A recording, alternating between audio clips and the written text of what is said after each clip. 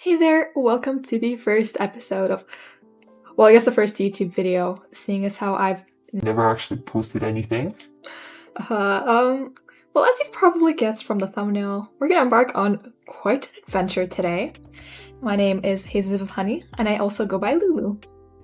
So, if you don't know me, I love to build. I build all sorts of things, and I build a lot of things now that I think about it, like this. The first time that I built something of this scale, this was a couple of years ago actually. I built the entirety of Asgard. This was before I had a job, of course, but I do love to build. And along with this, from the thumbnail, I like to write. Just a little bit. So, as I'm working towards a debut novel, I was really struggling with world building, and it came to me that, I could use Minecraft to my advantage. I could really blend my hobbies and create it into something that would benefit me and make the whole process easier and more fun altogether. So what are we doing here? Well, let me break it down for you.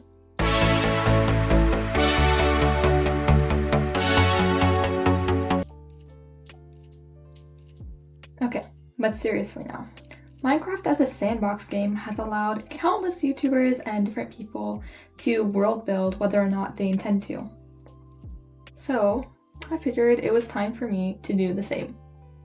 That's right, we're gonna make our world all in Minecraft. And I think this is really cool because it lets me visualize all kinds of little details, and hopefully one day if I either get it published or I make it free to read online, you guys can all go read it and also look at this channel to immerse yourselves. When I tell you I have nothing on that manuscript on the first draft, I mean just that. Okay, lore drop time. So I'm not going to go through every little detail of the book. Hopefully I'll explain the premise and what's going on in some of the time lapses, but it is a nuanced time period. We don't know when it is. It's going to be two main cities that actually used to be the same city in the past. So they do have a lot of similar elements, but there are some little details that you can notice between the two of them that distinguish them because they are enemies, they hate each other, and we'll get into all of that. Obviously, I had to take a stroll through Pinterest because I needed some help. Here. Prior to recording this, I actually went through so many worlds trying to find a seed that I liked because I didn't want to look at a pre-generated seed. But I came across this island, which I thought was perfect because it would have Liafa on this side and Cypolis over here on this side because I thought this surrounding area would fit them. We're going to jump right in and build the lounge where the first chapter takes place. So get ready for a time lapse while I explain everything. So what we're building today is a little establishment called Rita's Lounge. It's not a brewery, but it is a little coffee shop of sorts, even though coffee doesn't really exist here in this world. Essentially, people come here from all over Liafa just to relax, just to feel safe under Rita's roof, because she is a very headstrong, intimidating woman who stands up relentlessly for what she believes is right. She's always on the pursuit for justice. Now, our protagonist comes here first thing in the book, looking for someone who can help her.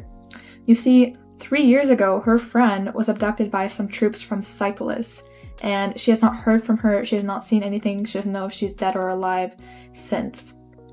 Now, our protagonist is also on the city council. She's been trying to convince them to, we need to go to Cypolis and retrieve her friend, obviously, because she can't just let her rot on the other side in the antagonist zone. But no one wants to help her because going to the border between Cypolis and Liafa is essentially the same thing as nuking yourself. It's so dangerous. There is so much tension between the two sides that going anywhere beyond the confines of your own city will get you killed, probably.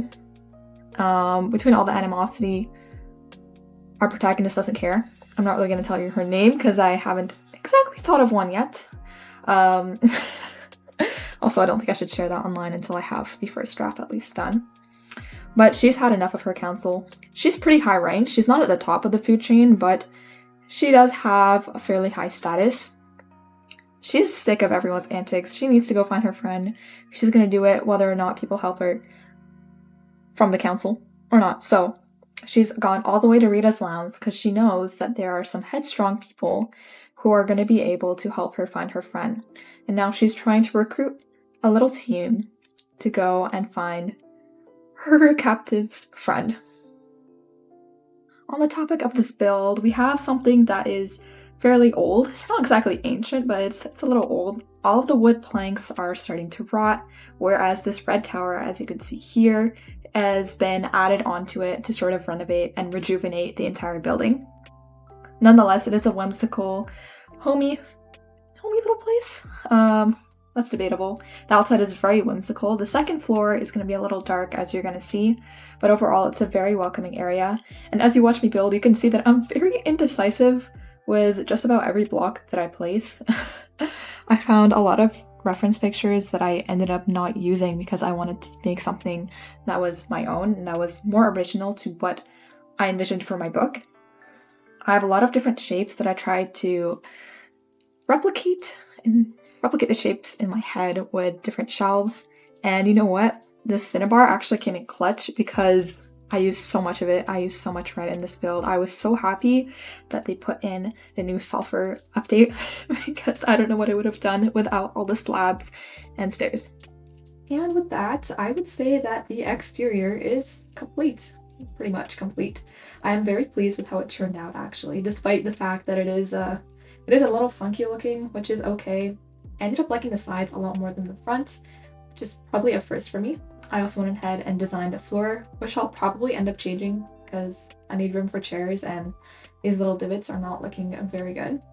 I also am aware that it's not lined up with the center, but we can ignore that for now. No, it's very bold of you to assume that I know what I'm doing because I don't know what I'm doing. Here's the second floor. So I guess all that's left to do right now is an interior, but I warn you not to get too attached because in the first chapter, well, there's gonna be a riot. Let's hope it doesn't go down in flames.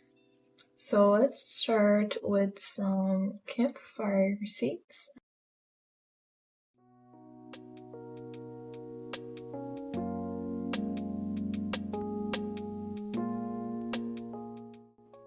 Oh, I see how this may be a problem. Okay, I'm pretty pleased with the general layout, so maybe let's add some mangrove backs to the campfires. I'll make some chairs.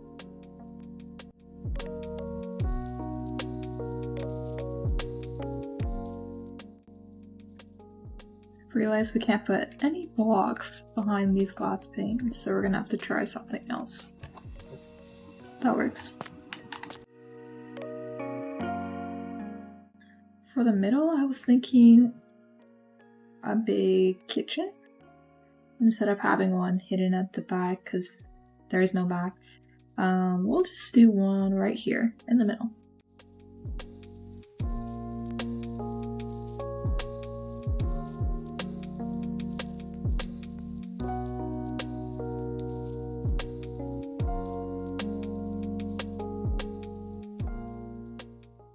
Are you getting whiplash yet from the changes in speed? I'm so sorry. I'm just so indecisive. I had to keep cutting different footage. Here I've put different in-ground appliances because I had nowhere else to put them. And I also wanted Rita to be central to everyone. Everyone has to see her all the time. That's just a key detail. Some people just don't get drinks, I guess. They're decorative. Okay. Maybe we can put some cake and some food.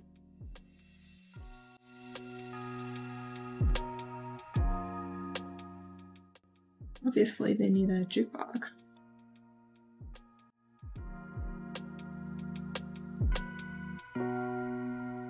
Okay.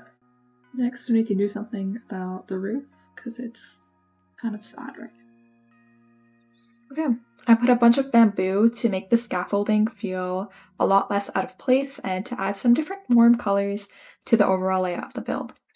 Now, let's go to the second floor. I think we gotta decorate the staircase first.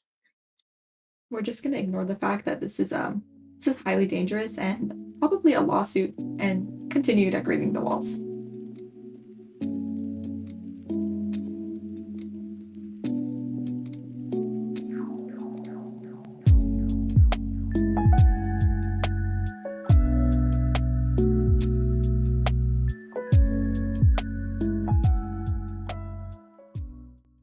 Alright, I'm liking this a lot.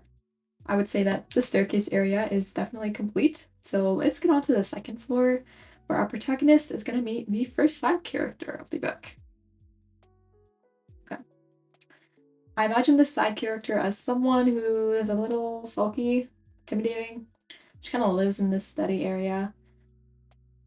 I think that she's the one who starts the riot because protagonist, is stubborn. Side character is also stubborn. And then someone's gonna get thrown off this balcony that I'm about to put in place right here. It's gonna spitball from there. Okay, we've made everything a little darker just to match the vibe. And as for the rest of this place, I think this would be more of a study and where Rita actually lives, considering, she's very dedicated to this place. So we can just put a bunch of bookshelves and maybe a book.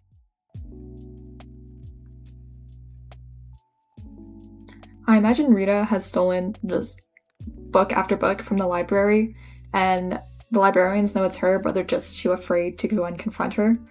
So that's why she has so many books. They're even in the walls. Oh my goodness. Well, this would be a maze, and Rita's definitely the bookworm of the bookworms. And since she's a hoarder, she definitely hoards books as well as the stuff that she displays all over her shop. She just have to have a bit of storage, though. Did she used to be a knight? Maybe? I don't know. Maybe she just hoards this armor as well because she found it on the floor one day. Or maybe she grave robbed. I feel like that's something she would do. Either way, I feel like all the Liafa soldiers would have that armor design with the red because they're very nationalistic. Okay. Now we just need something for all of these shelves. And since Rita is a hoarder, it's only fitting that we put a bunch of random stuff that she probably doesn't need. This is 110% where she keeps her junk, but just pretends it's valuables to annoy everyone. Not sure how she gets up here. I think that's part of the fun and the mystery. I'm very glad I built all of this actually, because I have not written the first chapter yet, and now I'm editing and I'm really gearing to go and write the first chapter, but I can't because I'm still editing. Would recommend if you're trying to write a book that you build some of it in Minecraft because it helps. Just got a rusted set of armor now.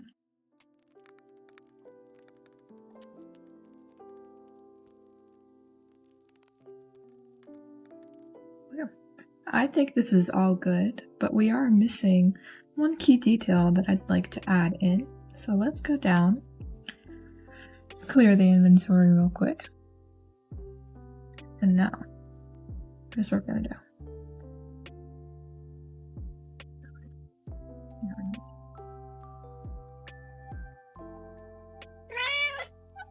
Oh, there's a cat.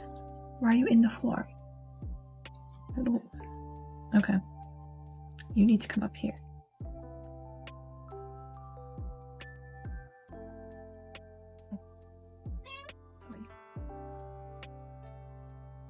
Okay. So, I know Rita has a cat, but I have no clue what to name the cat. If you have any ideas, please help me out. Put them in the comments. I will take them into consideration. You're just so cute. I actually love the color as well. I feel like it fits Rita's vibe. Anyways, I think with that, we are all complete with the outside and the interior of Rita's lounge.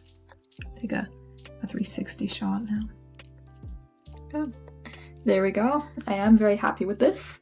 I will say that next episode we will have a few more buildings. I just needed to set everything up in this episode so that you understood what was going on. I think we'll get started on a town hall next time and have a whole square. That way we can see a little bit of Liafa's environment. But overall, I'm very pleased with this. I think this is a very cool starting off point. Alright, that's all we have time for today. But thank you so much for sticking around, and I would greatly appreciate it if you could like and subscribe. It would help me out. I'll see you all next time. Thanks for watching.